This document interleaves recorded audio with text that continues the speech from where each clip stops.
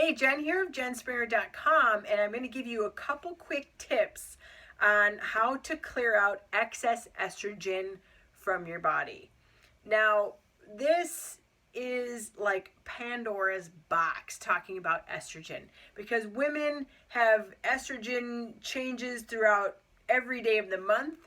We also have, when we hit puberty, hormones kick in, when we have children, when we start to go through the change of life and stop menstruating, and perimenopause and menopause.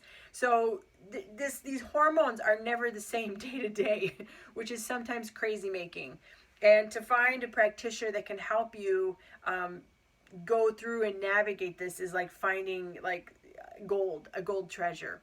And myself, I've gone through many practitioners. I'm a practitioner myself, but it's best not to do your own work on yourself when you are needing help. And I've had some practitioners that overprescribed certain hormones. I gained a pound a day for 6 months. I'm still trying to lose it. I'm just working on clearing all that hormone out of me so that I can lose the weight. And if you're in that position where you can't lose a pound, it might be time to think about clearing out some estrogen. So I'm going to give you a couple tips on that. One is, it's very simple and anybody can do this, is you've got to increase your fiber. Fiber in the diet is, we don't think much about fiber. We think, oh, it helps us be full and it helps us poop and whatever. But what fiber does in the large intestine is it acts like a magnet for garbage, waste, estrogen that needs to go out the back door. And if we don't have enough fiber in the diet, what happens is it keeps recirculating, and that increases our estrogen load. How do you know if you have high estrogen? You're bloated. You can't lose weight. You might have mood swings. You are headaches. Oh my gosh, migraines and headaches are a huge one. You might feel hot all the time. I mean, there's a lot of things, heart palpitations. I could just go on and on and on about this. So fiber, morning fiber drink, evening fiber drink. You can vary your fibers. It doesn't matter. You can also do some, I personally put my clients on a very specific cleansing regimen, and I'm addressing fiber, increasing that, and also some very specific things for the liver, because the liver needs support so that it can conjugate those estrogens and get them out, and also binding those estrogens to get them going down the toilet. So that's the first thing, is doing some of that fiber and also some specific cleansing.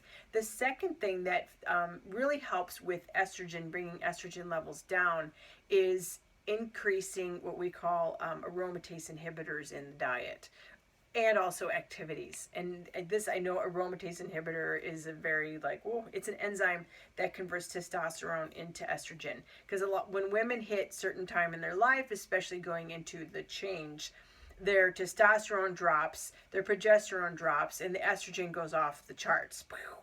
So when we use these natural aromatase inhibitors, it seems to help. One is zinc.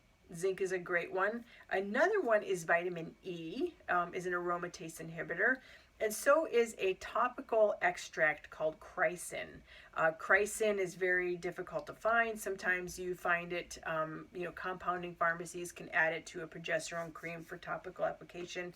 Oral chrysin is not effective, so not encouraged. So those are a couple things you can do that will, what we call aromatase inhibitors. Muscle building exercise.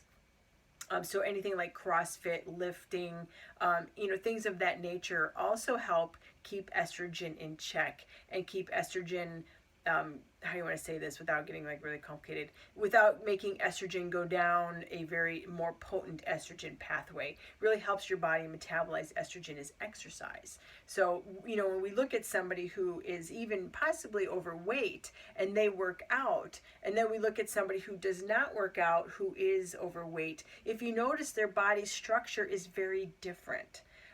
It's, part of this is the shifting of the metabolism of estrogen. And you wonder, I personally don't believe that the actual physical exercise is doing the majority of the benefit in that moment of 20 minutes or an hour and a half that you're working out. My belief is that exercise's impact is really what happens to your entire body, your metabolism, and all of your hormones, including insulin is a hormone, and your everything within you, growth hormone, testosterone, estrogen, everything that goes along with working out is happening after the workout. That's where you're seeing that full benefit. There's many hormones involved with that, and that is the third component of this. So the first thing would be increase your fiber, very specific cleansing, with including the liver. Second thing would be aromatase inhibitors like zinc, vitamin E. There's other aromatase inhibitors, but these are some of the more common ones that you can get. Zinc, vitamin E, and chrysin topically. And then the third thing would be exercise, because that would help the body's proper conversion and rebalancing the hormones. And of course, getting good sleep. I mean, that's just hands down.